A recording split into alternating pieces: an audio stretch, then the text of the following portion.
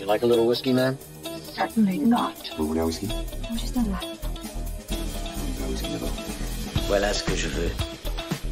Vous me filez une bouteille de bourbon, un petit verre et un peu de glace. Vous pouvez le faire, Lloyd, n'est-ce pas? Vous n'êtes pas débordé. Non, monsieur, je ne le suis pas du tout. Bravo. For relaxing times. Make it Suntory time. Bonjour tout le monde, bonjour à tous, bonjour à toutes, bienvenue dans ce nouvel épisode de Sky is the Limit. C'est l'épisode 14, je suis Julien et je suis entouré, je fais des liaisons dangereuses qui n'existent pas, je suis entouré de pratiquement toute la bande et un invité. Nous allons très vite leur dire bonjour. À ma droite, il y a Aymeric, je vais faire ordre alphabétique. Bonjour Aymeric. Bonjour, bonsoir. Ça va ? Ça va, ça va. Cool. Bonne année. Mais C'est pas merci, vu bonne depuis. année. Il y a Blast. Bonsoir Blast. Salut. Ça va ? Ça va bien, oui, très très bien. Eh ben, bonne année à toi aussi. Oui, année normale, on va dire. Année normale. Disons, tu sais, c'était moi quand j'étais en prépa, mon premier contrôle d'anglais, j'ai eu -3. Et après, la prof m'a dit ça peut pas être pire. Et ben voilà, 2021, ça Voilà. peut pas être pire. Tu ne peux que t'améliorer. Ensuite, il y a Fabien. Salut Fabien. Hello, ça va? Ça va et Bonne toi ? année? Ouais, Ouais, bah, nous on s'est déjà vu, hein, mais je te on s'est fais déjà bonne vu, année. ouais, samedi. Ouais. Dans 3 minutes, il y aura Hugo qui finit de monter son matériel. Et enfin, nous avons un invité en la personne de Thomas. Bonjour Thomas. Bonjour, bonsoir. Merci de me recevoir. Tu vas bien? Je vais très très bien. Je suis très heureux de parler de whisky, et très honoré aussi, parce que j'aime beaucoup l'émission. C'est Fab qui me l'a fait découvrir en venant sur Stream. Je Twitch et Fab m'a présenté un peu l'émission sur cette plateforme-là. Et du coup, maintenant, je vous écoute avec bonheur. Et ça fait vraiment plaisir de participer avec vous et de parler whisky avec des gens qui ont la science. Eh ben- C'est whisky ce soir, c'est pas Binous USA? Non, c'est whisky ce soir. Ah mince, je me suis trompé d'émission. Mince. C'est un chocolat chaud, moi. À la Nesquik, je ne saurais même pas inventer un nom de podcast. Nesquik is the limit. Nesquik the limit. Et sachez que Thomas, il balance même nos épisodes sur son Twitch. Donc il nous fait découvrir à ses viewers. Ouais, j'essaie de faire de la pub, effectivement. Enfin, je crois que j'en parle minimum une fois par semaine. J'en suis là, vraiment. Tu fais des épisodes commentés carrément? Écoute, déjà, Fab est venu un petit peu. Non, je l'ai lancé. En vrai, je l'ai lancé qu'une fois en live. Un Sky in the Limit. Je crois que c'était en décembre dernier. Mais le dernier épisode. Le dernier épisode, voilà. D'ailleurs, je crois qu'il y a quelqu'un qui a essayé de pousser pour prendre un Macrimo, il me semble, auprès de son caviste juste après l'avoir écouté. Donc vous avez fait des heureux instantanément. Ah bah ça fait plaisir. Ah, il est là. Bonjour Hugo. Bonjour. Ça va ? Oui, c'est bon, là je suis prêt, tout est prêt. Bonne année. Bonne année à tout le monde. Bonne année, surtout la santé, mais aussi plein de plaisir, de whisky. De bon whisky. Alors, Thomas, il est de Oui. tradition que tu nous racontes ta première fois avec cet alcool qui est le whisky. Donc, normalement, tu as eu une première mauvaise ou fois mitigée et une première bonne fois. Alors, est-ce que tu veux bien nous les raconter ? Alors, on en a parlé un tout petit peu tout à l'heure. Je n'ai pas, je crois, de mauvaise première fois. Donc, tu n'as jamais goûté de GB en boîte, de Ballantines dans un vieux bar, non. Alors, en fait, je peux me rappeler de deux. Pour moi, il y a 2 premières fois. Je crois que j'ai dû avoir une toute première, un petit peu fin d'adolescence, avec un Chivas qui était pas, c'était pas si mal en fait, voilà, qui était à mon Oui, beau-père. je sais pas, c'est pas mauvais, oui. Pour commencer, c'était bien. Donc, j'ai vraiment jamais mis les pieds sur le truc, le GB, comme tu dis, un peu claqué. Je pense que je me suis fait mal au crâne avec des tequilas, ça c'est vrai, mais pas avec du whisky. J'ai eu de la chance de ce point de vue-là. Et on va dire qu'il y en aurait une deuxième première fois avec la personne qui m'a vraiment, vraiment initié au whisky, tel que je continue à le boire aujourd'hui, qui est mon oncle. qui est la personne qui m'a aussi beaucoup encouragé dans le dessin et dans le travail que je fais aujourd'hui, qui est quelqu'un qui n'est plus là aujourd'hui, mais qui du coup m'a initié au whisky, et je pourrais dire que c'est une seconde première fois. C'était dans une sorte d'épicerie fine, un peu une franchise épicerie fine qui s'appelle Les Domaines qui montent sur Paris. Et je me rappelle très bien parce que du coup c'était un Pit Monster à la fin d'un repas un peu chargé. Donc du coup, enfin, là je fais un peu sans transition Chivas Pit Monster, mais ça m'avait fait un effet... Un petit choc. Un petit choc, ouais, et assez sérieux. Et ça m'était resté dans le gosier tout l'après-midi, et en fait j'étais conquis par ce parfum-là, enfin la tourbe, moi, que je connaissais pas du tout à l'époque. Donc c'est une vraie belle claque, et je m'en suis jamais relevé, j'ai jamais décroché. Mais t'as accroché à la tourbe dès la première dégustation. Quasiment, ouais. Bah oui, non, je dis quasiment, mais oui, c'est sûr. En fait, ça m'était vraiment resté, je vous dis, dans le gosier toute l'après-midi. Je me rappelle très bien parce que j'étais étudiant, mais j'avais un rendez-vous avec des producteurs pour un boulot d'appoint. Et je pense que je devais envoyer sec à chaque fois que je parlais, parce que moi, Effectivement, c'est un peu odorant. le même truc avec le tourbé, justement, en goûtant avec mon père un octomore, où là je me suis dit, mais ça c'est quelque chose que j'ai jamais eu. J'avais juste goûté quelques bons whisky, mais très classiques, même pas sherry, juste du fût de Bourbon classique. J'avais bien aimé, mais c'est le moment du tourbé très bon où je m'étais dit, waouh, ça c'est incroyable, quoi. C'est ça, il y avait un côté un peu montagne russe en tout cas quand on le boit. Alors je me rappelle aussi parce que alors les domaines qui montent, c'est des trucs où, enfin c'est des lieux où on mange des produits un peu d'épicerie fine, quoi, le midi. Donc c'est des menus avec de la cuisine qui peut être un petit peu chargée. Et puis il y a souvent un gros plateau de fromage avec un peu de gelée de Gewürztraminer pour accompagner les bleus. Enfin, voilà, donc c'était... Waouh. Voilà, ça se passe bien, quoi. Ça se passe très bien. Si c'est pas ça, c'est toujours un baba au rhum qui est bien arrosé à la fin aussi. Mais en l'occurrence, je me rappelle que c'était le plateau de fromage, et puis on avait terminé avec ce whisky-là, qui était...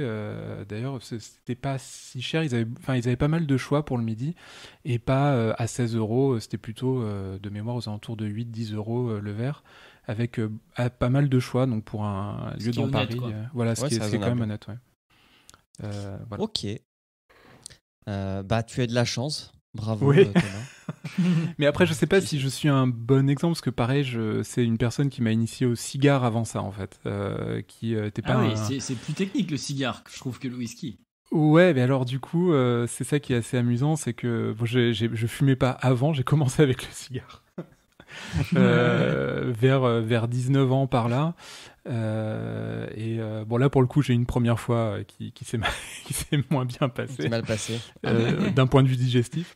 Mais les suivantes sont très bien passées. Donc je me dis peut-être que le côté un peu justement assez fort, parfois assez poivré, assez boisé de certains cigares, ça pouvait être une bonne entrée en matière, et ça a permis de set up un peu le Pit Monster comme il fallait pour la suite, quoi. Ok. Pit Monster qui est de chez Compass Box, si je me souviens bien, qui est un blend de plusieurs tourbés, surtout d'Ailey, Oui. Ouais. qui vient de chez Compass Box. Ouais. C'est ça, ouais. Eh ben, c'était une très belle présentation, Thomas. Tu n'as pas donné le nom de ton Twitch, donc je le donne. Donc c'est twitch.tv/endless_chronicles. C'est ça. Merci beaucoup. La pub Ouais. commence. Ouais, comme ça, nos millions d'auditeurs viendront squatter tes sessions d'animation. Fais attention. De toute façon, à la fin du podcast, raid sur ta chaîne. C'est ça. Je renverrai les millions des miens ça vers c'est chez vous. cool. Alors, on va commencer par nos dernières découvertes. Alors, je vois que certains ont mis non dans le conducteur, donc je ne vais pas interroger Blast, je ne vais pas interroger Emric, non. mais je vais interroger Fabien. Oui, alors l'interrogatoire, va être vite vu, parce que c'est vraiment très très récent. Tu m'avais conseillé d'ailleurs, moi je t'avais dit, je t'en avais parlé, que j'avais envie de m'acheter un whisky japonais, et tu m'avais conseillé le Toguchi. Et écoute, je l'ai acheté et j'en suis très très content parce que tu connais bien mes goûts. Pour vous donner l'envers du décor, à chaque fois qu'il passe devant un rayon whisky, il m'envoie des photos, Fab. Ouais, mais j'ai un peu. Ouais, mais je découvre, hein, donc du coup, je suis un peu. Je demande conseil à chaque fois. Et effectivement, tu commences à bien connaître mes goûts et j'en suis très content parce que c'est un parfum assez exceptionnel. Je sais pas si c'est c'est mon premier whisky japonais. Alors si vous avez d'autres whisky à me conseiller, je suis preneur. Il y en a plein, mais celui-là, ce qui est bien, c'est qu'il est assez abordable pour. Exactement. Pour un whisky japonais. Alors moi, je suis curieux parce que je connais pas du tout. Je suis très très faible niveau connaissance sur le japonais. Je connais quelques bouteilles, le Yoshi, le Taketsuru, les marques connues. Mais pour le coup, je suis hyper curieux si tu peux m'en dire un peu plus sur ce que c'est. Écoute, c'est un blend, donc comme la plupart, je crois, des whiskies japonais. Hein. Enfin, ils sont très portés sur les blends, je crois. Et ils les font très bien. Et ils les font très très bien. Et clairement, c'est quelque chose, c'est très limpide hein, en termes de à la vue. C'est très très très limpide quoi. C'est vraiment pas du tout foncé. Enfin, ça n'a pas une couleur très très très poussée, très très très pas comme du tout, pas du tout comme le Prohibition qu'on va goûter tout à l'heure quoi. C'est au nez, c'est très léger, je sais pas comment, il y a un côté très doux et qui se retrouve beaucoup en bouche. C'est vraiment, c'est une douceur, c'est une rondeur qui est. Alors en termes de saveur, je pourrais peut-être partir sur un petit côté vanillé, mais très léger. Et peut-être, j'ai regoûté tout à l'heure, là, justement, en attendant. Et je me suis resservi un verre et j'ai eu cette impression d'avoir cette saveur de romarin. Alors, je sais pas si... Mais c'est très, très léger et j'ai eu cette saveur de romarin, d'herbe un peu séchée. Voilà. Mais d'une délicatesse. Franchement, avec tous les whiskies que j'ai... je sais pas, les Benriach que j'ai eu dernièrement, c'est clairement c'est un whisky qui est extrêmement doux, léger. Et puis souvent les Japonais sont beaucoup plus floraux. Oui, c'est ça. Herbeux. C'est ça, très herbeux comme je te dis, comme le romarin. Tu vois, ça m'a rappelé un peu cette saveur. Alors exactement. Oui, mais alors en fait, ce whisky-là, il n'est pas fait par, comment dire, Suntory ou Nikka, qui sont les deux grosses maisons japonaises. Il est fait par une plus petite distillerie. Et c'est un des seuls whiskies japonais qui blend du whisky local et du whisky importé. Enfin, d'accord. Il importe du canadien. Du canadien, c'est marrant ça. Ouais. Mais alors, je crois pas que ça soit du rye, hein. Du whisky de seigle. Ah, mais parce que le whisky de seigle, ça a quand même un goût assez prononcé. Mais celui-là, ouais, c'est un whisky qui est pas entièrement japonais, mais il est assemblé au Japon et il y a quand même du whisky japonais dans sa base. Et ça doit être aussi pour ça qu'il est quand même moins cher parce qu'il est à peu près au même prix qu'un, je crois que c'est Nikka From The Blend, l'entrée de gamme chez Nikka, qui est un whisky qui est quand même bien moins élégant que le Toguchi. Et le Toguchi, je ne sais pas pourquoi ni comment, mais je le trouve souvent au supermarché. Ouais. Oui, il y a des surprises comme ça. Puis le Nikka From The Blend, il titre à 50 degrés et c'est un cache-misère assez classique pour les whiskies de partout dans le monde. Quand ton whisky est un peu faible, tu l'embouteilles à 50 degrés, comme ça il paraît un peu plus fort en goût et tout ça, alors que c'est un cache-misère. C'est comme tu dis, c'est exactement le bon terme, c'est pas élégant. Ouais. Donc, et la petite histoire de cette distillerie, ce qui est drôle, c'est que les fûts sont pas entretenus, mais sont entreposés dans un tunnel ferroviaire qui a été abandonné par la société japonaise de train, quoi. Et du coup, il y a une température, je suppose, de 14 degrés et une hygrométrie de 80%. Ah, sympa. Donc voilà. Donc tant mieux que ça t'ait plu. Ouais, beaucoup, je suis très content. Merci à toi en tout cas. Thomas, tu as noté un whisky. Oui, je viens de voir qu'il y avait les petites croix et que j'avais le droit de mettre un nom.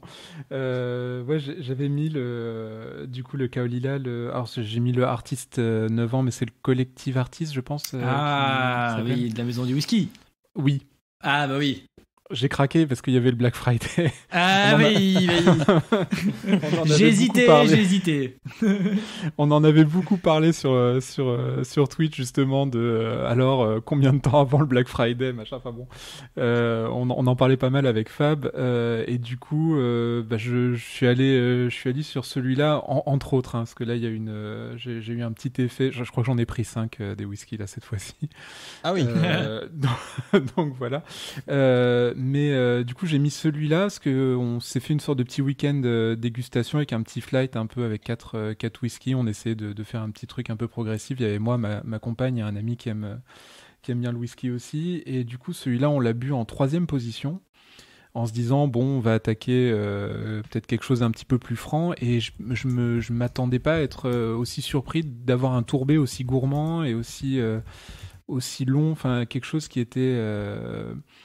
vraiment c'était assez doux en fait même et il m'a fait vraiment un petit effet au niveau tourbé. Je m'attendais pas à cette surprise là en fait et du coup c'est resté une bouteille qui est devenue ma bouteille de Nouvel An ensuite, donc j'étais très content de cette découverte là quoi. Je sais pas si vous l'avez eu l'occasion de le boire. Alors, je me demande si... Alors, moi, j'avais un Kaolila dans la sélection de la maison de whisky que j'avais pris de distilleur écossais, mais je suis pas sûr que ce soit celui-là. Ça devait en être un autre. Il faudrait que je regarde mes petites fioles. D'accord, enfin voilà, donc, quelque chose qui était assez gourmand pour un whisky tourbé. Enfin, j'étais... En fait, je l'ai bu avec un panettone, pour être honnête, celui-là. C'est bien. Ça marchait très bien. C'est un bon mélange. Ouais, mais en fait, c'était assez surprenant parce que c'est vrai qu'habituellement, les tourbés, on se dit avec un petit saumon fumé, avec une truite fumée, enfin quelque chose comme ça passerait très bien. J'ai mes whisky de dessert un peu que j'aime bien, voilà, avec une petite pâtisserie ou que ce soit. Et je m'attendais pas à ce que celui-là, il aille aussi bien avec un panettone. Donc j'étais très très content. Ok, non, moi c'était le 8 ans de 2012. D'accord. Les Kaolila, je trouve que leur gamme qui est en supermarché 12 ans est extrêmement décevante, mais par contre, toutes les bouteilles qui sortent, que ce soit les Distiller Edition, que ce soit les éditions spéciales de la Maison du Whisky ou les fûts de vendeurs indépendants, style Gordon MacPhail ou Elixir, c'est quand même souvent extraordinaire. Je trouve que c'est une distillerie qui a une entrée de gamme qui, pour le prix en supermarché, c'est 40 € à peu près, vaut pas le coup. Je trouve que c'est cher pour ce que c'est pas terrible. Mais voilà, toutes les bouteilles spéciales, quand même, il y a une marque de cette distillerie, une patte qui est extrêmement intéressante à chaque fois. Ok. Et toi, Hugo, t'en as goûté un ou pas? T'en as un à nous recommander brièvement? Alors, moi, on m'a offert en cadeau de Noël le Lagavulin 16 ans, qui est un grand classique, mais que, figurez-vous, que je l'avais jamais goûté. J'ai jamais eu l'occasion et en fait je l'avais mis dans ma wishlist whisky parce que c'est un classique et du coup j'ai pu le goûter et on me l'a offert et il est hyper sympa. Et c'est vrai que pour une bouteille aux alentours d'une 50aine d'euros qui se trouve assez facilement, c'est un whisky qui est extrêmement intéressant, qui a quand même 16 ans, donc qui est hyper vieux pour les whiskies qu'on peut se payer à l'heure actuelle, parce que je sais pas si vous avez remarqué, mais quand même les années se payent maintenant en termes de bonnes bouteilles. Il y a une demande. 16 ans, c'est quand même... C'est ça. Un 16 ans, c'est quand même assez rare d'en trouver un. De souvenir, c'est le seul qui se trouve à ce prix-là. À ce prix-là, avec cet âge-là. Et surtout que leur 12 ans, qui est une édition un peu plus spéciale, vaut le double de prix, voire autour de plutôt 120 €. Et donc je trouve que voilà, le Lagavulin 16 ans, c'est pour ceux qui aiment bien le tourbé, c'est un très grand classique qui est très remarquable, je trouve. Et c'est un whisky qui se boit en toutes circonstances. Tu disais avec une panettone, j'ai envie de dire avec un cannelé, avec un petit dessert. Là, c'est la galette des rois, une petite galette des rois et avec un petit Lagavulin, je trouve ça très très bien. Donc voilà, c'est une recommandation d'achat pour tous ceux qui aiment bien les whisky tourbés. Ok. J'en avais dans ma cave, ça faisait un bout de temps que j'avais la bouteille et que je ne l'avais pas ressortie parce que justement c'était un grand classique. Je l'ai ressorti hier on a enregistré l'émission des sondiers. Et en général, je me sers un whisky pendant l'émission et je me suis servi effectivement ce Lagavulin 16 ans et c'est un vrai délice, ça passe tout seul. C'est un très bon whisky qui est un peu compliqué pour un grand débutant, mais dès qu'on a un peu passé le cap, c'est un vrai plaisir à boire. Je me suis régalé. Ah, c'est ça. Et en fait, il faut être honnête, il est pas original, mais en fait, il est hyper complexe sur ce qu'il veut dire. C'est un whisky de 16 ans tourbé, voilà. Et je trouve qu'il est, pour le prix, assez incroyable, quoi. Dans la même lignée, je dirais, que les Lafrogue, qu'on trouve à peu près dans la même tranche de prix. Je trouve qu'un Lafrogue, un Lagavulin, sans investir énormément, vous avez déjà des bouteilles qui, je trouve, il y a de quoi déguster, quoi. Ouais, il fait partie des grands classiques qu'on aurait tort de ne pas avoir dans son bar, quoi. Ouais, exactement. Ça me fait penser à une idée d'article qu'on pourrait écrire, quoi. Les 3-4 whisky qu'il faut avoir dans son bar. Avec ce Lagavulin. Il reste moi, c'est ça, hein? Yep, tout à fait. Alors, moi j'ai fait un coup double parce que j'ai offert un whisky à mon beau-père pour Noël. Et il aime pas, il te l'a rendu, c'est ça? Non, il aime bien, il aime bien le whisky. Bon, il a tenu un bar pendant 20 ans, donc il sait apprécier le bon whisky, quoi. Ça c'est plutôt cool. Et je sais qu'il aime la tourbe, mais pas trop non plus. Et du coup, j'étais chez le caviste à côté de chez nous, là, en Suisse, et je lui ai pris un Ardmore fini en fût de Porto, parce qu'il a des origines portugaises. Et c'est pas mal le Ardmore en fût de Porto, parce que c'est un peu tourbé, mais ça l'est pas trop. Donc c'est un bon intermédiaire, je trouve, entre les deux. Et comme je suis allé à cette cave, je me suis dit, il faut quand même que je me fasse un cadeau aussi. Il n'y a pas de raison. Et je me suis acheté un Kilchoman Saneg 46%. Donc qui est fait. Donc Kilchoman, c'est fait pas loin du Macrimore, je pense, parce que sur la bouteille et sur l'étui, il y a une représentation graphique de l'endroit où c'est fait, et on retrouve très bien ce coin de l'Écosse, ce coin des Islay. Et celui-là, je l'ai pris parce qu'il est vieilli à 70% en fût de sherry et à 30% en fût de bourbon. Ce qui fait que ça lui donne un petit goût, comment dire, un petit peu plus rond que un truc tourbé, vieilli en fût de sherry à 100%. Et pour une fois, je me suis laissé guider par la vendeuse. Donc je lui dis voilà, j'aime ci, j'aime ça. Et je voudrais un truc un petit peu sympa qu'on puisse chroniquer dans l'émission. Et elle est partie là-dessus. C'est un peu cher, c'est autour de 70 € la bouteille. On commence à rentrer dans du milieu de gamme quand même pour du whisky. Mais je vous enverrai une petite fiole et je pense qu'on le chroniquera bientôt. Donc voilà. Kilchoman, j'ai eu l'occasion de goûter leur édition brut de fût Saneg. Ouais. Et j'avoue que c'est aussi quelque chose d'extrêmement intéressant, Kilchoman. Il mélange notamment des fûts de bourbon américain en mettant un profil assez tourbé. Et comme tu dis, c'est tourbé mais pas trop. Et c'est assez intéressant aussi. Ouais, c'est tourbé mais différent. C'est ça, exactement. Donc c'était une très bonne découverte. Alors, il est temps peut-être de passer aux news. Est-ce qu'on n'appellerait pas l'orchestre ? Eh si. Ah. Et le jingle aussi, non ? Alors, jingle news et orchestre, on fait les deux. Allez. Et voilà l'orchestre qui arrive. Alors, 4 news autour du whisky pour ce mois-ci. Je vais vous donner la première et après vous vous battrez pour présenter les autres.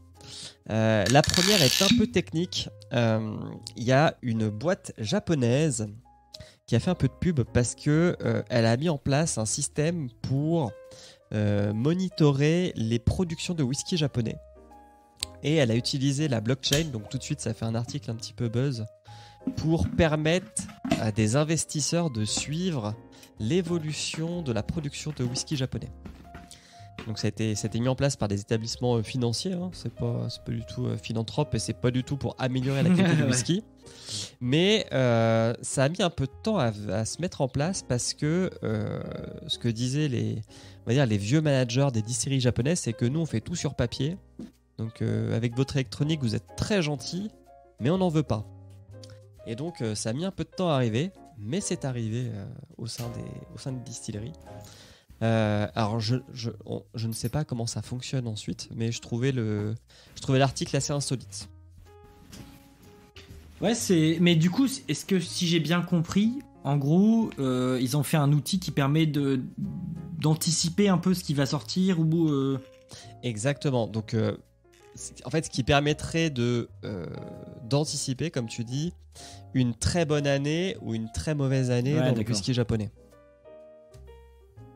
Comme ça pourrait te permettre de savoir si tu dois investir ou pas dans les bouteilles de whisky, puisque c'est un produit d'investissement comme certains autres alcools maintenant. Bah le whisky japonais, c'est ce qui en ce moment vaut le plus le coup. Il y a quelques bouteilles dans lesquelles vous pouvez investir. J'avais regardé justement j'en ai parlé dans les news du dernier épisode sur le site de la maison du whisky avec Ideal Wine, et j'ai vu des bouteilles de whisky japonais partir à des prix des bouteilles à 150 balles qui en valaient 80 il y a 2 ans. Enfin, ça double, ça triple. C'est assez hallucinant. Alors, faut surtout pas les boire, faut pas les ouvrir. Mais voilà, si vous avez de l'argent à investir, il y a des bonnes affaires à faire quand même. C'était la première news. Quelqu'un veut réagir Est-ce que blockchain, c'est pas juste le nouveau parce que les startups qui utilisaient l'IA, c'est devenu complètement galvaudé. Alors maintenant, ils utilisent la blockchain. Oui, ça a l'air tellement artificiel comme truc. En soi, ils ont juste créé un système de monitoring et ils ont mis blockchain dedans. Ça, ouais. Blockchain, c'est comme si je mettais... ils utilisent des bases de données, quoi. Voilà, ok. Bon. Ça ressemble à un buzzword plutôt qu'autre chose, mais ça l'est, l'idée de pouvoir suivre les whiskies, pourquoi pas. Blockchain, je suis moins emballé par l'idée. Ouais, c'est... Allez, hop. La deuxième news, est-ce que quelqu'un veut en parler? Sinon je le fais, hein. Je peux les enchaîner si vous voulez, comme vous voulez. Alors moi, c'est pas que je veux pas, c'est que j'ai pas le conducteur. Ok, allez, vas-y, c'est parti. Alors, sachez que en Allemagne, il existe une distillerie qui fait du whisky de seigle. Ce n'est pas réservé qu'au Canada. Alors, c'est dans une province très très très spéciale de l'Allemagne. Moi, je ne la connais pas. C'est au sud de Berlin. Ça s'appelle, attendez, la forêt de la Spree. La Spree, je sais pas comment on dit. SPR2E. Je ne sais pas si vous connaissez. Dans le reportage, ils expliquent spray. Spray. Alors, ok. Voilà. Et ça s'est installé là-bas en 2004, mais il y a eu un reportage de France Info chez eux il n'y a pas longtemps. La région de Brandebourg, voilà, c'était ça. Le truc, c'est que ils disent que c'est très compliqué pour eux de vendre leur whisky parce que c'est un whisky qui n'est pas très connu du grand public. Donc, faut passer outre les Écossais, les Irlandais, le Bourbon, le Japonais, et après peut-être qu'on arrive chez toi, quoi. Il faut qu'ils nous en envoient, on va leur faire de la pub. Avec plaisir. Mais qu'il est malin, ce Blast. Très bien. Je passe à la troisième news. Vas-y. Un rail allemand, moi j'ai bien envie d'essayer ça. Un rail allemand, ouais, ça peut être sympa. De toute façon, tout ce qui est européen, faut et qui est pas côté. De toute façon, maintenant tout ce qui est européen, puisqu'il y a le Brexit, il faut tester. Le Lyon Whisky Festival, Emric. Il est décalé en mai 2021. Tristesse. Bah oui, dans des yeux qui ne peuvent pleurer. Ouais. Ça sera le 8 et le 9 mai. Et du coup, c'est pareil, on va essayer de se faire inviter. C'est au Palais de la Bourse. Et il me semble que j'ai déjà été dans le Palais de la Bourse pour une expo Hermès et c'est un très très joli bâtiment. Le Palais de la Bourse, oui. Il a été rénové il y a quelques années et il est très très beau. Donc voilà. Mais d'ailleurs, les places pour le Whisky Live 2021 sont ouvertes. Peut-être le moment de À Paris, là, de la Villette. Ouais. Ce qui a lieu en octobre, c'est ça? C'est ça. Ok, cool. Donc ça a été ouvert. Pour l'instant, on sait pas si, évidemment, on sait pas ce qui va se passer, mais pour l'instant, les places sont ouvertes. Et je crois qu'il y a encore, à l'heure actuelle, 12 janvier, peut-être les promos early réservation là, mais de souvenir, c'est 5 balles. Hein. C'est pas non plus incroyable. Ah oui, ça va, ouais. Non, enfin 5 balles de réduction, pas 5 balles d'entrée. Ah oui, parce que on est plutôt sur 60 euros. Ouais. Parce qu'à Lyon, c'était prévu en novembre, après c'était décalé en février, et là on est au 8-9 mai. Voilà. Arrête, s'il te plaît. Ah non, j'ai confondu, c'était pas celui dont je parlais en rénovation, mais le Palais de la Bourse, c'est vrai qu'il est beau. On essaiera d'y aller, Émeric, parce que moi c'est pas loin de chez moi, puis avec un peu de chance on prendra Fab sur le chemin. Avec plaisir. Allez hop. Dernière news, petit goulot. Touk. On a pas mal parlé de Bourbon du Kentucky, puisqu'on a fait deux Jack Daniels. Du Tennessee, pardon. On a fait 2 Jack Daniels, mais il y a aussi le Kentucky qui est un très très gros pourvoyeur de Bourbon. Et c'est Akeboshi qui a découvert ça. Il y a la Je m'inscris en faux, monsieur. Le Jack Pourquoi Daniels n'est pas un Bourbon. C'est un Tennessee Whisky. C'est vrai, tu as raison, c'est un Tennessee Whisky. Ouais. Même si c'en est en réalité, mais ils veulent pas. Il faut respecter les dénominations. C'est vrai, tu as raison. En tout cas, il y a une distillerie dans le Kentucky qui est détenue par 3 frères qui sont d'origine afro-américaine et qui ont pu sortir leur première bouteille de Bourbon. Et en fait, nous sommes en 2021 et c'est uniquement cette année que sort la première bouteille de Bourbon faite par une distillerie détenue par des afro-américains. Ce qui est assez ouf. C'est quand même assez incroyable. On le prendrait pas comme un critère ici en Europe, mais c'est important pour eux. Hein. Bah ouais, c'est important pour eux. Si on se rappelle bien, Jack Daniels, quand on a fait la présentation, il y avait, je vous avais parlé en fait qu'il aurait été aidé par un esclave pour confectionner son premier whisky. Donc c'est quelque chose que les Afro-Américains ont toujours fait en fait. Mais ils n'étaient jamais propriétaires des distilleries. En sachant que c'est quand même un état du Sud. Hein. Oui, mais dans le whisky, c'est quand même sans vouloir réagir. Le whisky, c'est quand même un milieu qui est extrêmement blanc et d'hommes mûrs, dirons-nous. C'est que pas même le milieu Europe, avec la plus grande diversité au monde. Voilà, des femmes ou des gens issus de minorités, c'est pas. Ça se trouve pas beaucoup, quoi. Donc, pareil, s'il y a des gens qui ont des whiskies à recommander en Europe qui sont faits par quelqu'un d'autre qu'un homme blanc de plus de 50 ans, on est hyper curieux de découvrir.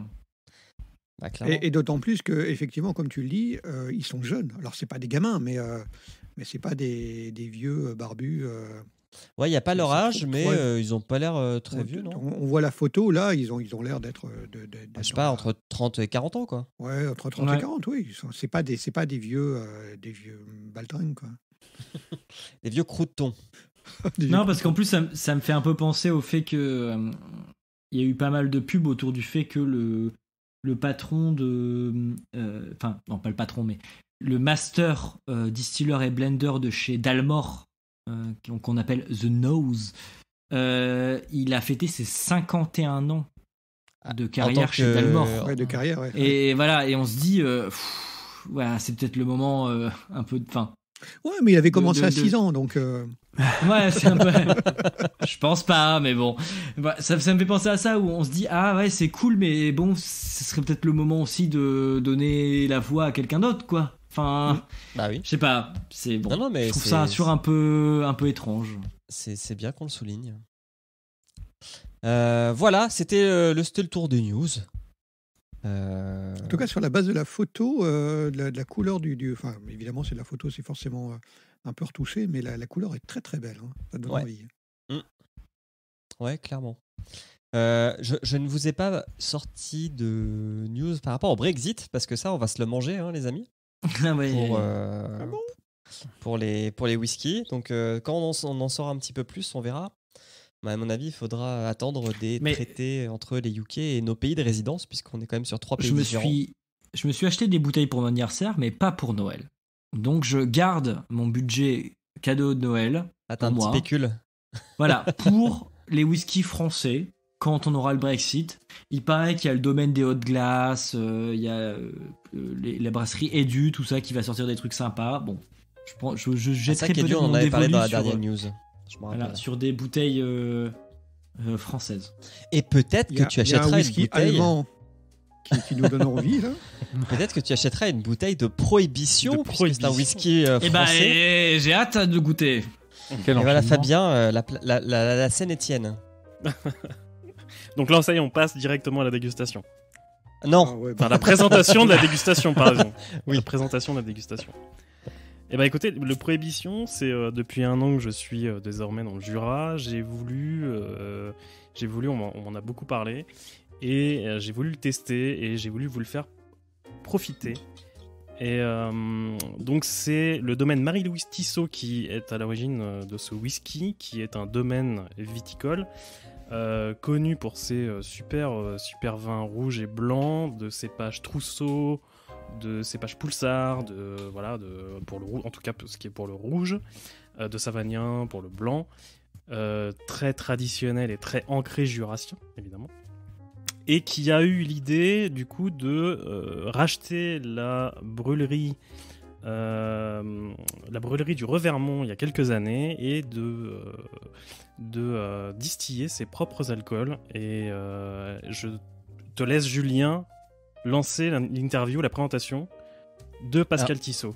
On avait dit que tu disais Magnéto Serge. Et Magnéto Serge, Julien, excuse-moi.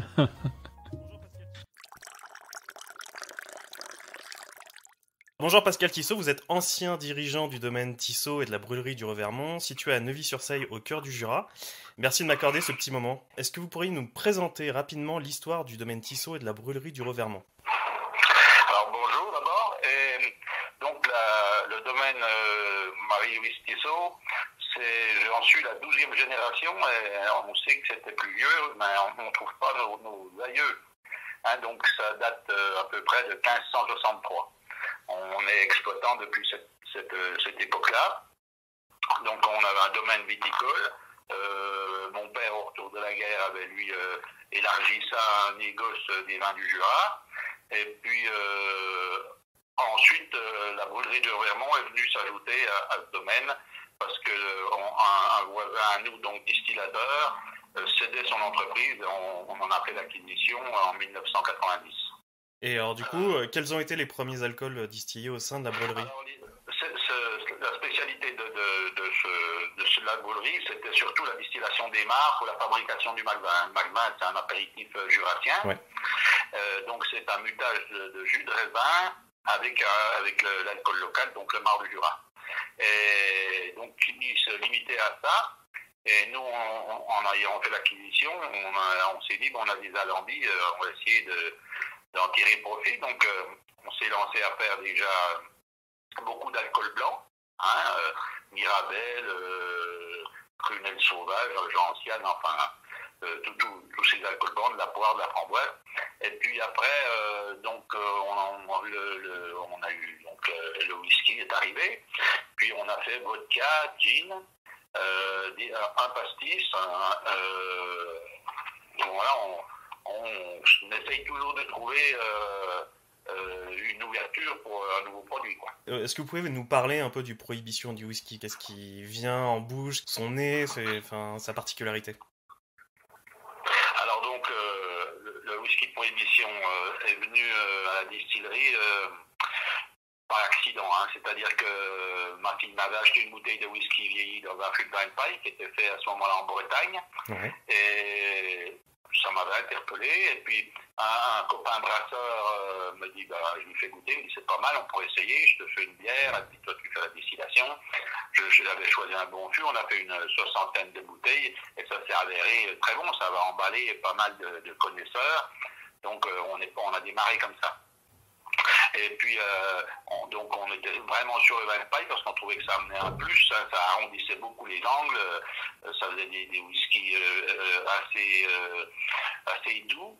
Et tout avec un gros panel aromatique, hein, parce que le vin de paille, c'est un des vins français qui a le plus grand panel aromatique parce qu'il est fait avec 4 cépages différents. Hein. Ouais. Et puis des cépages passerillés, hein, donc qui donnent vraiment l'essentiel de leur goût, quoi. Et donc, on a étendu la gamme en vieillissant en fût de Mac 20 et de vin jaune, puisque bien sûr c'est l'emblème jurassien, le vin jaune. Bien sûr. Et puis dernièrement, on a fait un fût de Trousseau, donc le rouge emblématique jurassien. Ce qu'on va goûter du coup dans l'émission ce soir, on va goûter tous ensemble ce whisky vieilli en fût de Trousseau. Ah, le Trousseau, ben, vous allez voir, il a un côté, je pense, rien dévoilé, mais il a un côté vineux qui est assez surprenant. Et je le trouve surprenant, moi. Voilà. Il interpelle d'ailleurs les amateurs de whisky, sont toujours interpellés par ce whisky-là. Eh ben, on vous dira ça en tout cas pendant l'émission. On va faire ça ce soir. Pascal Tisson, merci pour les quelques minutes accordées. Et puis j'espère que je vous enverrai l'émission, le lien, et puis j'espère qu'elle vous plaira en tout cas. Merci à vous. Eh ben, c'est moi qui vous remercie. Hein. Au revoir. Bonne dégustation. Merci, au revoir.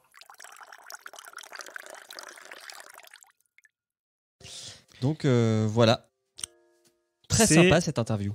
Magnéto Serge, j'ai trouvé ça extrêmement drôle.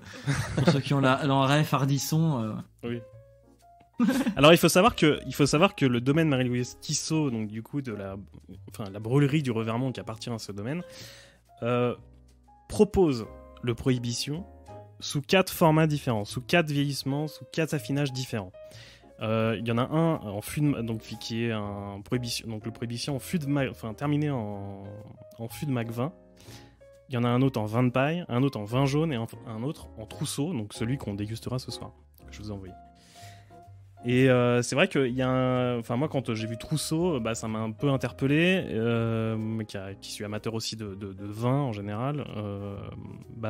C'est des vins que je bois régulièrement, parce que ça fait partie de mes vins préférés, il faut le dire. J'ai pas choisi ma région pour rien. C'est surtout qu'en plus le Trousseau, c'est un cépage qui permet d'avoir des vins de garde de moyenne, de 5 ans de garde en moyenne. En général, on les garde de 5-6 ans, ouais, voilà. Contrairement au Poulsard où c'est du vin de table qui est un peu plus populaire, qui est un peu plus facile d'accès en termes de économiquement parlant, et un peu plus attractif, on va dire. Et le Trousseau est un peu plus onéreux, mais quand même qui permet du vin de garde. Et c'est sûr que faire un finish, un whisky, donc c'est un single cask en finish Trousseau. Les fûts en plus, comme il le dit, sont assez rares parce que voilà. Alors après, je connais pas les raisons exactes de la rareté des fûts, mais en tout cas, c'est que, comme il le dit dans le reportage, ça donne quand même un goût assez particulier. Et voilà, j'ai voulu le tester. J'ai acheté aussi une deuxième bouteille en fût de Mac 20 pour la découverte que je n'ai pas encore goûté. Ok. Voilà. Cool. Est-ce que tu savais qu'il avait obtenu une médaille d'argent au concours des vins et spiritueux de Hong Kong en 2013 Médaille d'or aussi, si je ne m'abuse. Je sais et plus une médaille d'or en 2014 à Cologne. C'est un whisky qui a voyagé. Voilà. Et est-ce que tu veux bien nous parler de son packaging, parce qu'il a un packaging assez spécial. Oui. C'est une très très jolie bouteille. Alors on voit sur la bouteille le portrait donc de Marie-Louise Tissot, qui est donc, je crois, si je ne m'abuse, alors j'espère que je ne vais pas me planter, mais je crois qu'elle est la mère de Pascal Tissot, qu'on a entendu dans le reportage, et qui a créé à l'époque donc le domaine Marie-Louise Tissot. Okay. Et donc c'est une très très jolie bouteille style Art déco, je dirais, étiquette Art déco, très très ancrée dans le style Prohibition, hein, ça marque, c'est plutôt dans le thème avec la calligraphie et tout, la typo. Et puis voilà, non, la bouteille est assez carrée, assez belle. Je sais pas si vous avez la photo, le visuel de la bouteille, je vais vous envoyer un lien. C'est très très joli. Est-ce que ton bouchon est bien scellé à la cire? Oui, les deux, toutes les bouteilles sont scellées à la cire.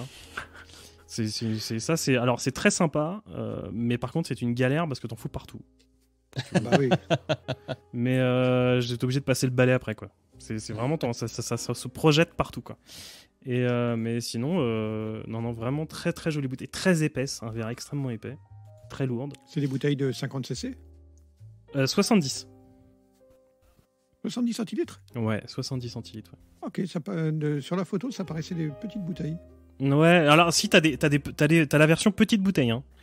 Ah ok, d'accord. Mais effectivement, sur un des sites là, je vois des petites bouteilles très allongées. Alors sur la photo, Ouais, sur c'est le ça. site officiel, même quand tu zoomes tu peux utiliser la petite loupe, c'est bien marqué 70 centilitres. Effectivement, la bouteille fait petite.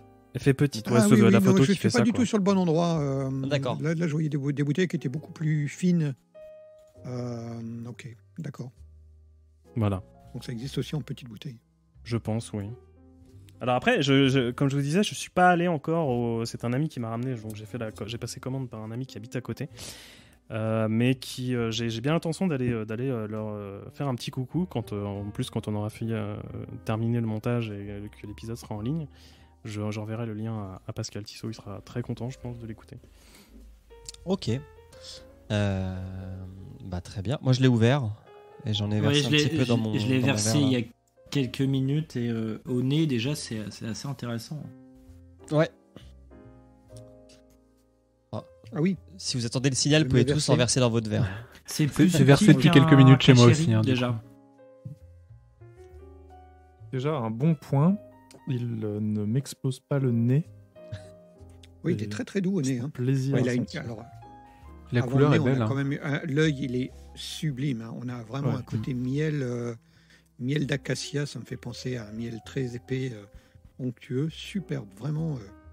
Alors, Blas, qu'est-ce que t'as choisi pour le boire avec comme whisky? Rien. Rien. Parce Ce que soir, on est mardi, on boit rien. Hier, j'ai bu à la gavuline, donc je vais pas me taper des whiskies comme ça tous les soirs. Tu recraches non, du coup ce soir.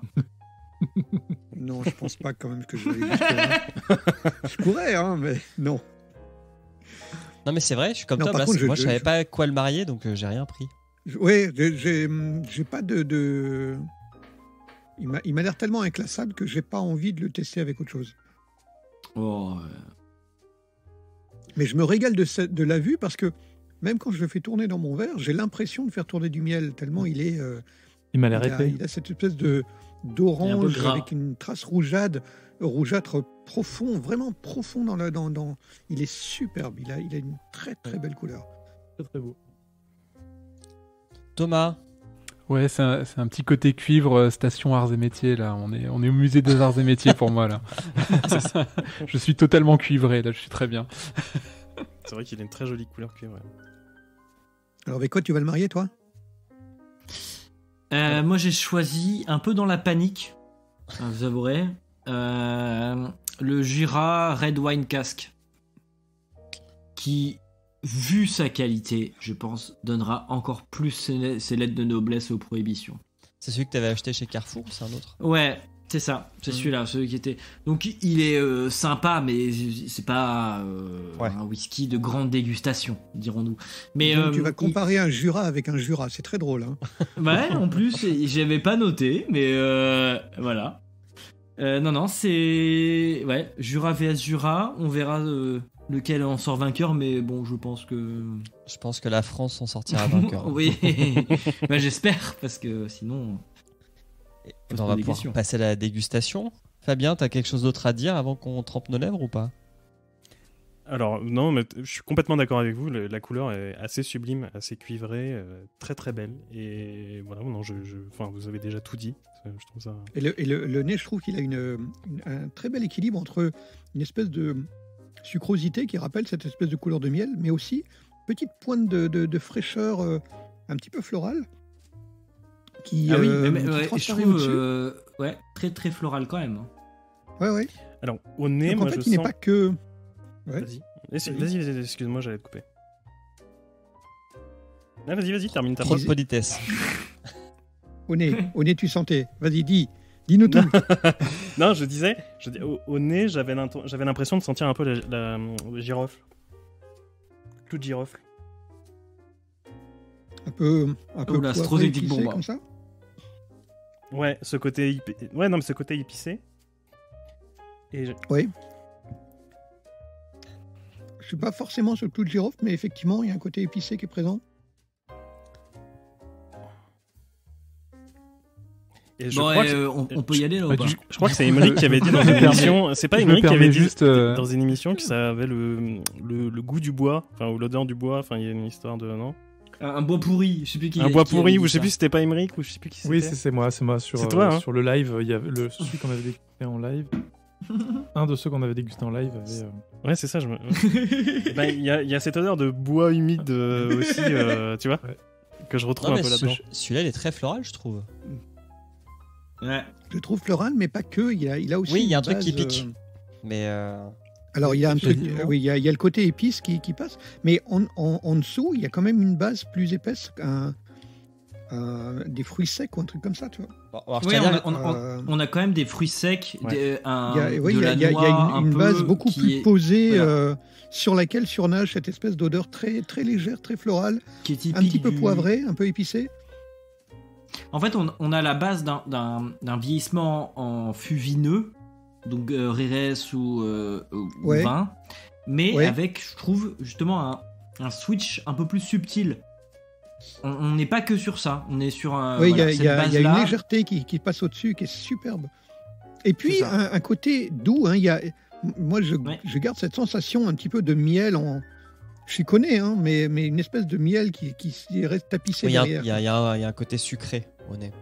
Ouais. Un petit côté caramélisé. Mais- peut-être, ouais. je rejoins Fab. Quand on met le nez dedans, je retrouve oui, cette odeur de planche de bois fraîchement coupée ou mouillée. Ouais, un côté un peu. Mais pas forêt, de bois pourri. Ouais, j'irais pas bois pourri. Non, non. Ouais, bois humide. Ouais, bois humide, quoi, une espèce de forêt de sous-bois. Tu peux me rappeler, Fabien, celui-là, il est vieilli en fût de quoi? Trousseau. Ok. Donc c'est leur vin. C'est leur vin, rouge. ouais. Vin, oui, c'est un vin rouge, c'est un cépage vraiment ancré du Jurassien. Ok. Bon, je vais être honnête avec vous, je l'ai déjà bu. Hein. Enfin, je l'ai goûté. Là, je l'ai goûté, j'ai Mais craqué. l'impatient. Ouais, ça donne envie. Hein, ça donne envie. Mais allez-y. Allez, je Mais goûte. le nez, il est incroyable. Il tourne tout le temps. Il est jamais fixe. Il est vraiment riche. Et alors, c'est marrant, parce que sur le goût, si je peux me permettre de donner mon avis, Vas-y. On est là pour ça. je trouve qu'il mélange une attaque qui est un peu sur ce qu'on pourrait retrouver sur du Chéri rouge, du Pedro Jiménez, tout ça, enfin, un ersatz de vin rouge, mais il part direct sur des fruits blancs et en fait sur ce qu'on pourrait avoir comme finish en vin blanc, ce qu'on peut trouver en finish de Sauvignon ou ce genre de choses là.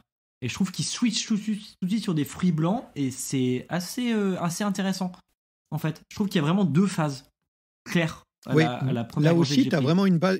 T'as une base vraiment épaisse, très assise, un peu rurale, quoi. C'est là où on va retrouver cette sensation effectivement de rouge boisé, on va pas dire de tanin, mais une assise. Et puis une fraîcheur, un truc beaucoup plus léger au-dessus, comme s'il y avait deux couches. On part sur de la noix, on finit sur de la pêche. Je trouve. Ouais, c'est pas loin, ouais. C'est marrant. Alors, il a aucune attaque. Tu le bois, Ouais. je l'ai gardé en bouche, il m'a vraiment Il est pas pas brûlé agressif. Ah non, il est pas du tout agressif. agressif. Non. Moi, je trouve qu'il sent beaucoup le bois Mm. quand tu le gardes, enfin sur la note qui tient. Et effectivement, après, à la fin, ça devient un petit peu plus léger. Mais peut-être que je l'ai gardé trop en bouche. Faut que je regoute. C'est vrai que Mais il ramène le dans le fût de nez, vin, il ramène bien. cette fraîcheur. En fait, on a l'assise dans la bouche, ça tapisse bien la langue. On a une très très légère amertume en fond de bouche. Peut-être justement ces fameux fruits secs, noix, peut-être amandes, quelque chose comme ça, qui tapissent la langue. Et puis le nez, lui, il est aérien, il est piquant, il a ce côté très floral. Donc en fait, on a vraiment cette séparation entre la bouche et puis la rétro-olfaction qui te renvoie dans le nez toutes ces odeurs très légères. Il y a vraiment cet aspect deux couches là que je trouve très étrange, très, très nouveau. Et quand tu reviens après juste au nez, à sentir le whisky, tu retrouves de nouveau des choses intéressantes qui ont changé. C'est incroyable. Alors, Ouais, bon, je je vais pas- intéressant. Je vais pas vous cacher, le Jura, je l'ai goûté après, il est dégueulasse, comparé. Je me demande si je vais pas. Je pense que je vais même pas finir le verre parce que c'est.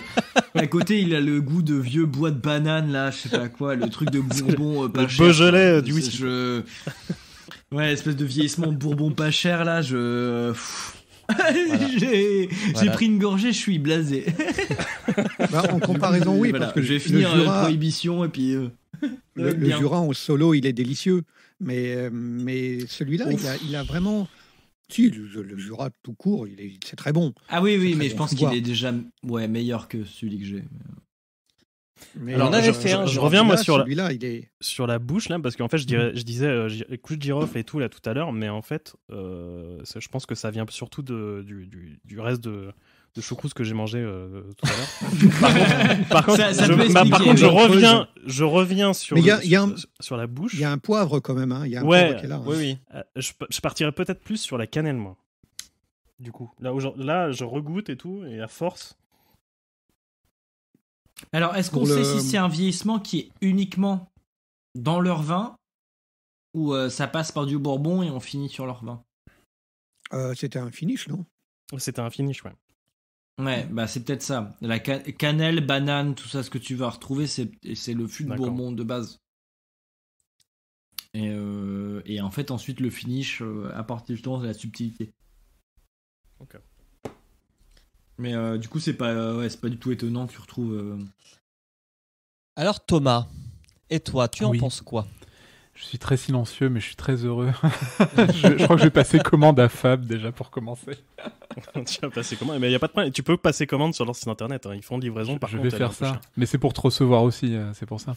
Mais oui, avec plaisir.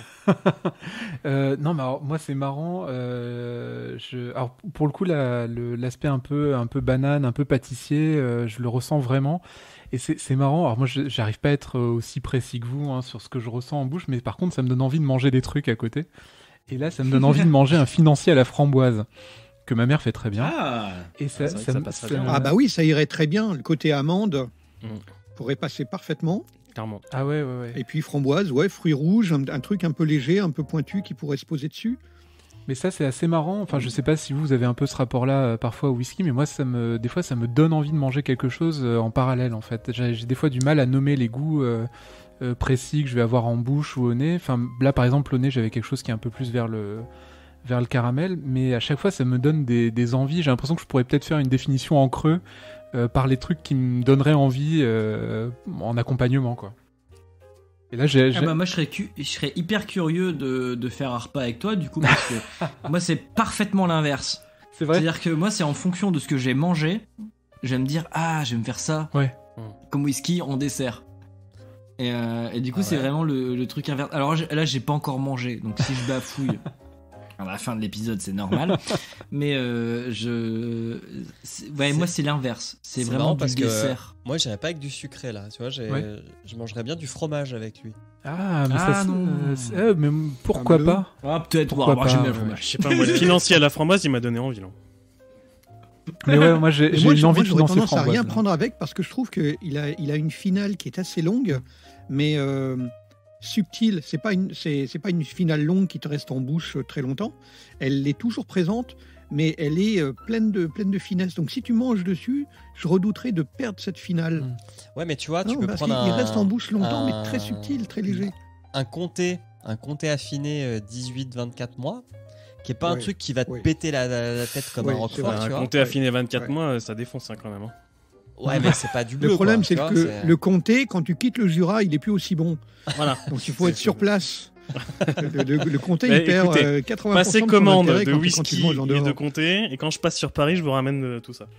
Mais du coup, Alors, par contre, pardon, j'allais dire c'est marrant parce que moi je l'ai pris avec un whisky à côté. Du coup, j'ai pris un Paul John Briance que j'aime bien en whisky de dessert. Et il est du coup beaucoup moins pâtissier que le Jura, quoi, qui est beaucoup plus généreux, je trouve. Ok. Bah, il tapisse. Ouais, il tapisse. Non, moi, je continue à avoir cette espèce de soupçon de miel derrière. Et il a une très bonne longueur. C'est peut-être mon cerveau qui est qui est influencé par la couleur, mais j'ai toujours cette impression d'avoir un alors c'est très léger, évidemment, c'est pas ce qui apparaît en premier, mais cette douceur, pour moi, elle est miel. Non, mais c'est marrant, c'est vrai que c'est pour un non tourbé, il reste quand même assez longtemps en bouche. Ouais. Et pour du 41 degrés surtout. C'est pas 41 beaucoup, quand degrés, même. oui, c'est dérisoire. Pour Donc, une je longueur trouve pareille à 41. qu'il a une longueur pareille. Alors moi, ça c'est mon éternelle rengaine de podcast en podcast, c'est-à-dire que ils auraient pu rajouter 10 degrés de plus, ça m'aurait pas dérangé. Mais pour 41 degrés, Il en a pas une besoin, hein. finale qui est... Oh si, on en a toujours besoin. On pourrait avoir quelques degrés de plus, ouais. On pourrait être à 43, 44, ce serait bien.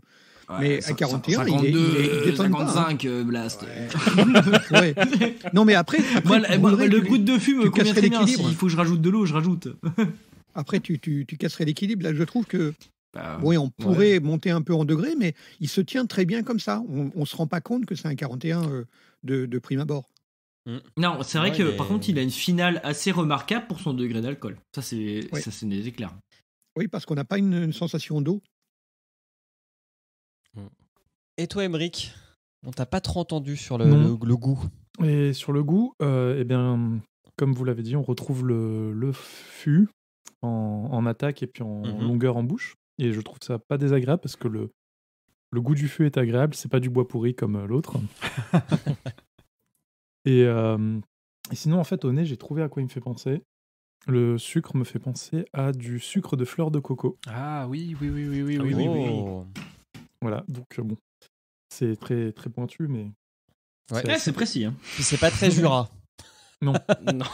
Mais bon. Mais moi, je viens de la banane. On retrouve bien de la banane dans certains Moi, je whisky. cuisine beaucoup avec ça, C'est fleur pas de faux. coco, là, ces derniers temps, et je vois vraiment ce que tu veux dire. Ouais. Oui, ce petit non, côté sinon, fumé, coco, sucré, ouais, c'est vrai, t'as raison. Et j'aime vraiment bien sa longueur en bouche, le fait qu'il reste subtil, il ne devient pas amer, il n'y a pas d'amertume qui tombe comme sur certains whisky. Oui. Et il garde une petite chaleur, c'est vraiment très très agréable. Et il tapisse bien. Hein. Ouais. Et je pense la prochaine fois que je passe dans le Jura... Mais avec plaisir, hein. Mais t'es pas loin. Hein. C'est vrai. Non, mais tu vois, ça, c'est un parfait whisky pour faire découvrir le whisky à quelqu'un qui veut pas un tourbé et qui veut pas forcément un truc trop, j'allais dire trop léger comme du japonais. C'est pas trop léger le terme, mais c'est trop simple. Trop simple, exact. Ouais, trop même carré. si c'est pas du tout simple, mais ouais, trop basique. Parce que là, il y a quand même de la personnalité dans celui-là. Que tu trouveras pas forcément dans tous les whiskies japonais que tu pourrais faire goûter à quelqu'un qui a jamais goûté de whisky. Tu vois, tu sais que quand tu goûtes ce whisky-là, tu goûtes un truc qui est bon et qui est assez, comment dire, nouveau et que tu trouveras pas partout. Parce que moi, autant toi tu milites pour les degrés, Hugo, moi je milite pour le fait que le whisky c'est quand même l'alcool, comment dire, avec un bon degré d'alcool, qui est le plus sympa à découvrir par rapport à la vodka ou au rhum. Hein. Je sais que je me ferai pas que des amis en disant Oui, ça. c'est riche. Mais c'est très riche. Il y a des rhums qui sont intéressants, mais Mais tu as raison, tu as tout à fait raison. Ce que je trouve intéressant aussi, c'est qu'il n'est pas sans amertume, elle est masquée, mais elle est présente. Ça participe à cette assise que l'on retrouve. Ouais, c'est un vrai délice. Hein. Non, pour le coup, je très trouve très quand belle même trouvaille. que Fab, hein. Il est extrêmement bien, mais il est tellement bien qu'il est un peu, je dirais, un poil technique. Pour un C'est-à-dire nouveau, tu que veux dire, on peut pour quelqu'un retrouver- qui... Ouais, pour quelqu'un qui débute. C'est-à-dire que dans la même tranche de prix, on peut avoir des Aberlour ou des grosses marques comme ça qui vont avoir un truc plus simple à aborder en quelque sorte. C'est avec mais un si goût tu qui est briefes- plus prononcé, qui est plus clair. Là, Si tu briefes la personne, dans la mesure où c'est quand même pas mal étagé, tu peux justement l'amener sur une sensation, dire là, tu es sur l'assise plutôt boisée, plutôt fruits, plutôt amandes, plutôt noix, des choses comme ça. Puis là, tu es sur la fleur, sur le fruit blanc, le fruit rouge. Tu peux vraiment assez facilement, sur une dégustation, amener sur des sensations qui sont assez claires, assez franches. Il faut, Ah, c'est vrai. Non, je suis il faut parfaitement accompagner, d'accord. évidemment. Il ne faut pas juste dire, vas-y, déguste et dis-moi ce que tu en penses, mais tu peux accompagner, tu peux dire, tiens, tu vois, c'est ce que tu ressens sur ta langue. Ben, on est sur cette espèce de sensation un petit peu très légère amertume de l'amande, du fruit, du bois. Et puis dessus, ce que tu remontes dans le nez, ta fleur, ton fruit. Je trouve qu'il y a tu peux le une décrire certaine facilement. différence entre le nez et la bouche aussi, Ouais. qui est assez intéressante. Je trouve que le nez et la bouche sont assez différents en fait. Donc je pense qu'il y a aussi un petit travail amusant à faire là-dessus. Oui, Comme whisky d'initiation, c'est intéressant. Évidemment, accompagné, pas tout seul, mais accompagné par quelqu'un qui peut t'aider à faire la dégustation. Tu apprends en une seule dégustation très vite, quoi. Ouais, et comme il est ni trop lourd en bouche et qu'il attaque pas trop, du coup, ça évitera de trier les gens qui n'ont jamais bu ça et qui te diront ouais, le whisky c'est quand même dégueulasse, ça arrache la gueule. Ça s'arrache la gueule, ou Oui, la là, tourbe, clairement. tu gardes ça 2 jours dans ta bouche. Ouais. Tu vois, ça À c'est très 41 bien. degrés, tu vas pas brûler la langue, tu vas pas brûler la Exactement. bouche. C'est bien aussi, ouais. Ah, si ça brûle, on peut plus rien pour vous là. Écoute. Mais non, mais c'est pareil, faut procéder. Bah oui, par mais étapes, quand tu Hugo. débutes, il faut bien commencer quelque part. Ah, moi, je vais bien. Je vois bien comme whisky de dégustation pour quelqu'un qui se dit, moi, je connais pas, je voudrais apprendre. Ben, ça peut être un bon. Non, et puis même pour esclave. quelqu'un qui s'y connaît, il est quand même hyper agréable. Ah oui, Enfin, oui, je veux dire, bien sûr, oui. Il donne envie de pour quelqu'un qui connaît, l'intégrer c'est à sa encore cave. plus plaisant parce que pour le coup, il est hyper complexe. Bah, sauf quand on le compare à un Jura du Jura, à un Jura d'Écosse. pardon. Bah, non, mais pour le coup, il a fait ressortir le meilleur de lui-même. Je t'avouerais que en le regoûtant après, il a vraiment ressorti tous ses meilleurs arômes. Et justement, il a effacé les arômes basiques du bourbon qui sont la vanille, la banane, tout ça, le bois. Quand vous buvez un whisky qui a ces arômes-là, mais en étant moins subtil, vous ressortez avec l'autre whisky les autres arômes en fait. Vous arrivez à déceler, et c'est ça que je trouve aussi intéressant. Là, le Jura, il avait que la banane, la vanille et le bois. Donc l'avantage, c'est que ensuite, avec le Prohibition, on arrive à déceler des subtilités assez intéressantes. Bah, très Ce que j'aime bien, c'est quand tu reprends une gorgée avant que la précédente elle soit un petit peu effacée, tu retrouves le côté très, très moelleux, très, très doux. Il se réappuie dessus. Et donc, en fait, tu as l'impression de boire quelque chose de presque liquoreux. Alors que ça reste un whisky, mais il se repose dessus sans être agressif. Cette absence d'agressivité est vraiment très, très déstabilisante, mais très intéressante. Ouais. C'est un whisky de fin de repas pour moi, par contre. C'est pas un whisky d'apéritif. Ah oui, oui, bien sûr. Ouais, bien sûr. je le vois aussi en fin de repas. Ouais. S'il reste du financier, je vous en passe. ou de Voilà, on va fin finir d'apéritif, un apéritif au fromage, tu démarres pas avec, mais en fin d'apéritif, ça peut se faire. Hein. On va finir dans un refuge dans le Jura avec une bouteille de ça, du fromage et le financier de la maman de Thomas. Je Moi, ça vous me va, héberge, ça les me gars. va. Venez avec plaisir, un grand plaisir. Non, bah bravo Fab, hein, c'est une très belle découverte. Et je suis content en tout cas que Super, ça, ouais. que ça vous plaise. Plus une belle interview en plus. hein. Plus une très belle interview. Comment il s'appelle déjà le monsieur? Pascal Tissot. Pascal Tissot. Eh bien, Qui est Pascal, l'ancien- merci pour ce beau travail. Oui. Puisque tu vas nous écouter, tant mieux, on va en profiter pour te remercier directement. Non, superbe. Très, très Ouais. beau travail.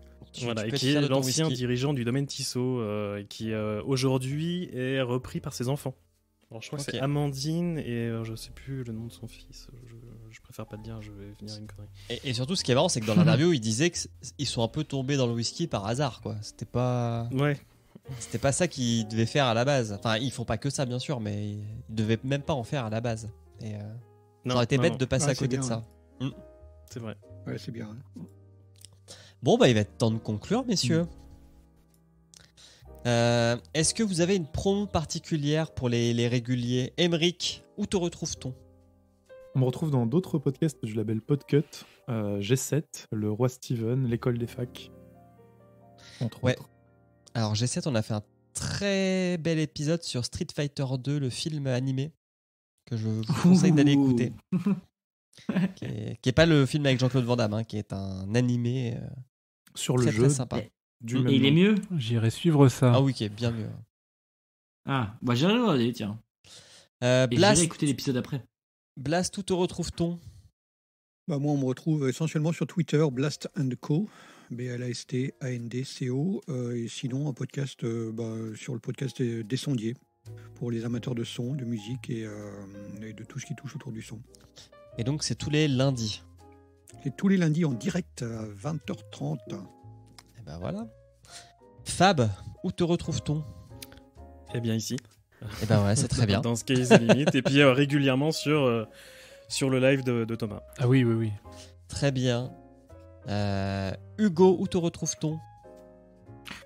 Alors, vous pouvez écouter notre épisode de Adapte-moi si tu peux, qui est un podcast qui compare des livres à leur adaptation en en film ou en série. Et pour Noël, on a fait un titre hyper fun qui s'appelle Virgin Suicide. On s'amuse comme des fous. Et donc, vous pouvez écouter ça si vraiment vous n'êtes pas encore assez déprimé par Noël. Non, sans rigoler, c'est cool. Et on va sortir encore plein d'épisodes, un par mois. Donc voilà, n'hésitez pas. J'irai l'écouter parce que je ne savais pas que c'était une adaptation en fait, Virgin Suicide. Et le livre est extrêmement intéressant. Ok. Et Thomas, où te retrouve-t-on ? Et ben du coup sur Twitch la plupart du temps, en tout cas pour ce qui est pour ce qui est de la partie online, donc sur le compte Endless_Chronicles comme tu en parlais en début d'émission. Et peut-être, on espère, ça c'est avec la possibilité que vont nous offrir le dénouement du Covid ou pas, à Lyon le 19 février sur scène avec un ami musicien en musique électronique qui s'appelle Apollo Noir. On est censé faire notre première date ensemble où je serai sur scène avec lui pour faire des visuels animés aux Subsistances à Lyon, donc. Mais ça dépendra effectivement de l'effet Covid ou pas. Est-ce que ce sera ouvert seulement professionnel ou professionnel et public ? On verra bien, quoi. C'est trop cool. C'est un peu dans le même état d'esprit que tu avais fait pour le jour de l'an ? Ah, tu y étais ? Non, j'ai vu. D'accord. Alors, plus ou moins, c'est quand même un peu plus travaillé, entre guillemets, puisque là, ce sera... avec du projection mapping sur scène. Il y aura une exposition aussi qui est liée à ce qu'on va présenter sur scène. Et normalement, c'est un projet qui devrait tourner en France et potentiellement en Europe, mais bien sûr, c'est encore sous réserve des ouvertures de salles. Donc voilà, pour le moment, ce sera peut-être quelque chose qui se jouera à distance. Oui, il y a beaucoup de boulot. Oui. Ouais, bah justement pour le découvrir, c'est vraiment, je vous invite à venir de temps en temps, enfin quand vous pourrez, si vous avez la possibilité, le matin, demain matin, il était en live demain matin, je crois. Hein. Dès 8h30, voilà. Dès 8h30, t'es là toute la matinée, et tu peux découvrir vraiment son univers qui est assez incroyable. Bah disons que c'est assez on va dire que c'est assez transparent, ce que je vais montrer en live, c'est en cours de production. C'est en cours de production. Voilà, le matin, même dès demain matin, quoi. Mais tu as des replays. Non, mais on a des replays, tu sais, sur ça te permet d'avoir au moins un aperçu un peu du style. Ouais. Et c'est très sympa. Voilà, merci encore, Fab. Bah non, merci à toi. Et ben voilà. On va clôturer cet épisode. Merci beaucoup Thomas d'être venu. Bah, merci à vous pour l'accueil. Sympa de ta part. On passe commande d'un financier. On a retenu. Ouais, j'ai aussi compris. 5 bouteilles de prohibition, les gars. Hein, je crois. J'ai noté. Hein, c'est ça. Moi, c'est ça. Et j'ai compris aussi peut-être un repas whisky, si j'ai bien. Exactement. Une dégustation de fromage avec ce prohibition. C'était Sky is the Limit, l'épisode 14. On vous rappelle que Sky is the Limit est un podcast du label Podcut, comme l'a dit Emric. Allez voir les autres podcasts du label sur podcut.studio. Si ce qu'on fait vous plaît, n'hésitez pas à nous donner 1 ou 2 euros par mois sur patreon.com/podcut. On se dit au revoir, on se retrouve dans un mois et je vais lancer le générique. Je vais demander à l'orchestre de sortir, voilà. Et je lance le générique pour clôturer. Merci tout le monde, des bisous, portez-vous bien et au mois prochain. Merci. Ciao. Merci Fab pour le whisky. Ciao, merci. Voilà ce que je veux. Vous me filez une bouteille de bourbon, un petit verre et un peu de glace. Vous pouvez le faire, Lloyd, n'est-ce pas? Vous n'êtes pas débordé? Non, monsieur, je ne le suis pas du tout. Bravo. For relaxing times, make it Suntory time.